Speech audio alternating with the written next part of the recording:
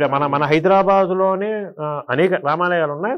చాలా ఇంపార్టెంట్ ఒక యునిక్నెస్ ఉన్న రామాలయం ఏంటంటే ఉప్పల్లో ఉన్నదండి. సీతారామస్వామి దేవాలయం ఉప్పల్లో ఉంటుంది. జస్ట్ ఉప్పల్ చౌరస్తాకి జస్ట్ ఒక 200-300 మీటర్స్ దూరంలో ఉంటుంది. సో దానికి ఆల్మోస్ట్ మనకి భద్రాచలంకి ఎంత చరిత్ర ఉందో అంతే. భద్రాచలం అంటే ఆల్మోస్ట్ మనకి 350 years చరిత్ర, 400 వరకు ఉంటుంది కదా. సో ఆల్మోస్ట్ అంతటి చరిత్ర ఉన్న ఒక దేవాలయం. ఆ దేవాలయం యొక్క మెయిన్ చరిత్ర ఏంటంటే అక్కడ సీతమ్మ వారు, రాముడు, లక్ష్మణుడు మూర్తులు చాలా దివ్యమైన మూర్తులు ఉంటాయి. సో దాని చరిత్ర చాలా చాలా ఇంట్రెస్టింగ్ ఉంటుందండి. ముఖ్యంగా మన జాగృతి ప్రేక్షకులకి ఒక థ్రిల్లర్ సినిమా వెంటనే ఫీలింగ్ కలుగుతుంది. అది పంచుకుందాం అనుకుంటున్నా. అది ప్రధాన పూజారి గారు తన స్వయంగా నాకు చెప్పిన విషయము. అది ఇనీషియల్ 400 years క్రితం. సో వీళ్ళ పూర్వీకుడు ఆయన. ఈ దేవత ఎవరైతే ఆలయాన్ని పెట్టుకున్నారో ఆయన రామభక్తుడు అంట.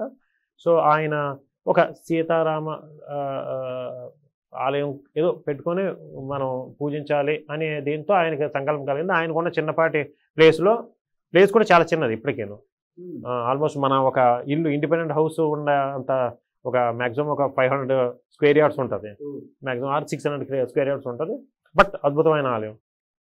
సో అక్కడ ఒక చిన్న ఒక తడిగిలతో పెట్టుకొని ఒక కట్టుకున్నారంట ఆయనకున్న శక్తి కొలది. కానీ సీతమ్మ వారు మామూలుగా మూర్తులు లేవు తనకి.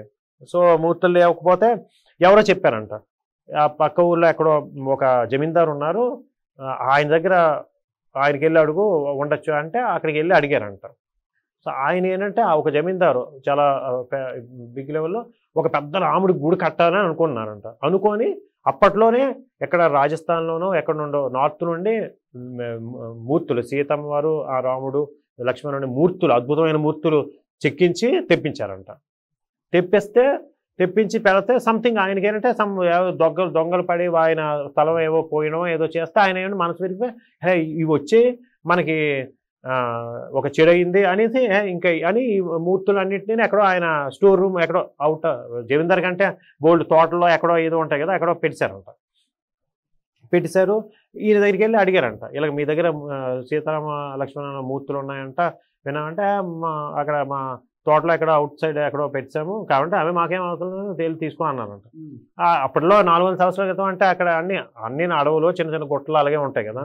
సో ఈయన వెళ్తే ఎవరో జనసంచారం లేదంటే ఆ తోట ఏదో వెళ్తే అక్కడ ఉంటే మొత్తం ఏదో మన ఇప్పుడు సోకాల్డ్ ఎక్కడో పడేసినట్టు అంత ఇది ఉంటే జాగ్రత్త పెట్టి తీశారంట. ఈయన ఏంటంటే ఆయన అక్కడ నుండి ఎంతో నడుచుకొని వెళ్ళి చూశారు. ఇప్పుడు సీతమ్మ వారు ఆయనకి ఆ జమీందారుగా అవి జస్ట్ బొమ్మలు లేకపోతే రాజు ఇవి ఈయనకేంటే సీతారామ లక్ష్మణ్ ఇలా నేను ఒకరిని పట్టుకుని వెళ్ళాలి, మేళతాళాలతో అందరినీ పట్టుకొని వెళ్దాం. బట్ అంతవరకు ఇవి ప్రొటెక్ట్ చేయాలి కదా, ఏం చేద్దాం అంటే ఒక ఆయన కనబడ్డాడంట. ఒక ఆయన కనిపించి ఏంటి మీరు కొద్దిగా చూస్తుండండి, నేను ఏదంటే నేను ఉంటానులే నువ్వు వెళ్ళు అని అన్నానంట. సో వెళ్ళి మొత్తం పట్టుకొని వస్తే ఎవరు కనబడలేదు, కానీ చేస్తే ఎవరు అడిగారంట. ఇక్కడ ఒక క్యాండిడేట్ ఇందాక వచ్చారు ఎవరంటే ఇక్కడ ఎవడు ఉన్నాడు అన్ని కనపడడం అంటే ఆయనకి అప్పుడు అర్థమైందంటే హనుమంతుల వారని. సో వాళ్ళకి పట్టుకొని వచ్చారు. మొత్తానికి ఒక మంచి దివ్యమైన మూర్తినాడు స్థాపించారంట. చక్కగా చేసుకుంటున్నారు ఏదో ఆయనకున్న చిన్న దీంట్లో చేసుకుంటున్నప్పుడు ఏంటంటే అలాగా ఆయన ఒక 1 yearకో ఎప్పటికో ఒక దొంగలు పడి లక్ష్మణుడిని పట్టుకుని వెళ్తారండి. ఈయన అసలు తట్టుకోలేక ఏంటి అపచారం జరిగిందా ఏంటి అని ఏంటి మరి ఎతికారంట, ఎవరికి దొరకలేదు. అటు ఇటు కాకుండా మూర్తులు ఎవరు పట్టుకుని వెళ్ళిపోతారో, బంగారం అవేమి ఉన్నాయి ఇవి అవి. సో ఎవరు పట్టుకుని సో అలాగా ఒక 2-3 నెలలు అయిందంట. ఈయన ఇంకా అన్నాహారాలు మానేసి ఇంకా ఇది అవ్వట్లేదు ఇదంటే ఇంకొకసారి ఇంకో దొంగలు పడి సీతమ్మని పట్టుకుని వెళ్తారండి.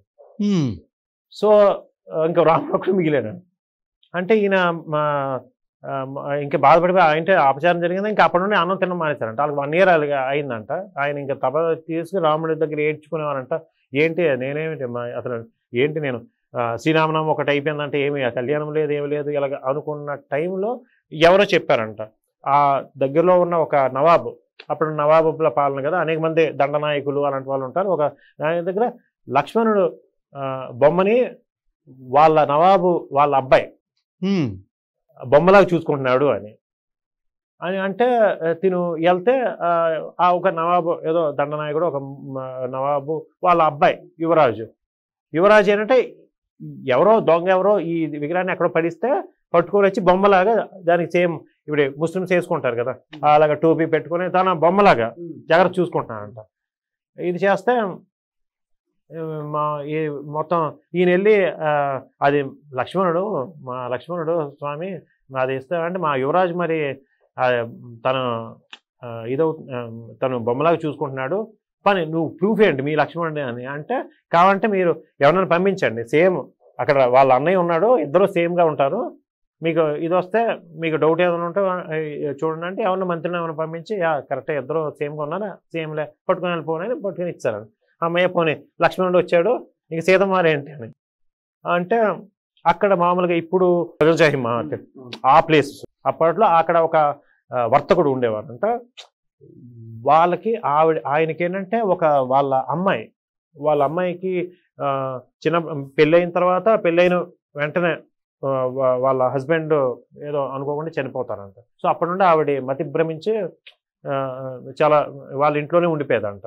సో కంప్లీట్లీ పిచ్చి అయ్యి సో ఈ సీతమ్మ వారి విగ్రహం ఎవరి ద్వారానో వాళ్ళ దగ్గర చేరింది.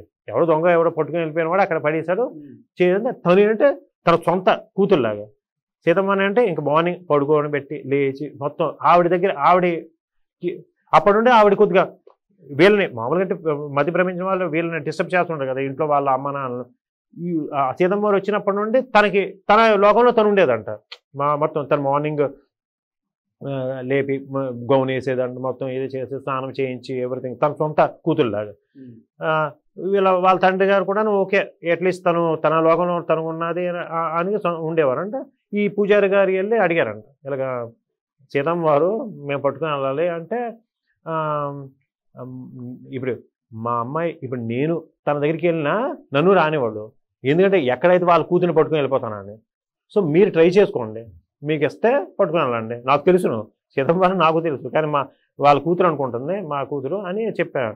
సో వెళ్తే వీళ్ళని రానివ్వలేదంట పిచ్చిగా రాయలు శ్రీ అలాగే ఇది చేస్తే అప్పుడు పూజారి గారు చెప్పారంట అమ్మ ఏంటి మీ అమ్మాయి ఏంటి పెళ్ళిడికి వచ్చింది ఇంకా మీరు చిన్నపిల్లలాగా ఉన్నారు ఏంటి పరిస్థితి మరి పెళ్ళి చెయ్యాలి కదా అంటే అవునా ఏంటి మరి కానీ పెళ్ళికొడుకు ఎవరు ఉన్నాడంటే ఉన్నాడు మా దగ్గర నువ్వు వస్తే పెళ్లి చేస్తాము ఇదంటే అవునా అని వచ్చి చూశారంట. తిను కరెక్టే ఓకేనని ఆవిడ పిచ్చిలో ఆ దీంట్లోనే నాకు ఓకే అని చెప్పారంట. చెప్తే అప్పుడు శ్రీరామనవమి నాడు కళ్యాణం జరిగిందంట. ఏంటి అంతేనా కళ్యాణం చేసే టైం ఏంటంటే ఈవినింగ్ అయ్యి మామూలుగా జనరల్గా భద్రాచలంలో మధ్యాహ్నం చేస్తారు కదా కళ్యాణము సీతారాముల కళ్యాణం. ఇదేంటంటే మామూలుగా ఈవినింగ్ అయిందండి వీళ్ళు మామూలుగా వీళ్ళంతా కళ్యాణం చేసే టైం అన్ని సెట్ చేసుకొని ఆ ప్లాన్ ఇది వస్తే అప్పుడు అనుకోకుండా ఆ రోజు భద్రాచలంలో ఆ మధ్యాహ్నం చేసిన కళ్యాణ అక్షతలు ఎవరు తెచ్చారంట. సో ఆ అక్షతలతోనే ఇక్కడ వీళ్ళిద్దరు కళ్యాణం జరిగిందంట. జరిగిన వెంటనే అది చూస్తూ ఎవరైతే మతి భ్రమించిన ఆవిడకి మామూలుగా అయిపోయారంట స్వస్థత చేకూరిందంట. అప్పటి నుండి ప్రతి ఈ 400 సంవత్సరాలుగా ప్రతి సంవత్సరము శ్రీరామనవమి నాడు అక్కడ అక్షతలు అక్కడ మధ్యాహ్నం అక్కడ అక్షతలు ఎవరో ఒకరు ఇక్కడ తెస్తారంట. వీళ్ళేమేం డిమాండ్ చేస్తే అలాగేం కాదు ఎవరో ఒకరు తెచ్చి ఇస్తారో ఆ అక్షతలతోనే ఇక్కడ పూజ జరుగుతుంది అది కళ్యాణం జరుగుతుంది. సో ఆ పరంగా ఉప్పల రామాయణం చాలా చాలా దివ్యమైన ఇది తర్వాత అప్పటి నుండి చాలా బాగా జరిగేది. సో లాస్ట్ ఒక 20 years క్రితమే మొత్తం బాగా కట్టించారు. ఇప్పుడు చాలా బాగుంటుంది ఒక థ్రిల్లర్ స్టోరీ లాగా ఉంది ఇదంతా కూడా. మేము ఆయనకి ప్రధాన పూజారి గారు నాకు చెప్పినప్పుడు నేను అదే అన్నా ఇది అద్భుతమైన తెలుగు కమర్షియల్ తెలుగు అంతే కదా ఎలిమెంట్స్ అన్నీ ఉన్నాయి మంచి అంటే ఒక ఇంకా ఆయన నేను చాలా బ్రీఫ్గా చెప్పాను ఆయన నాకు ఆల్మోస్ట్ 2 hours చెప్పాను.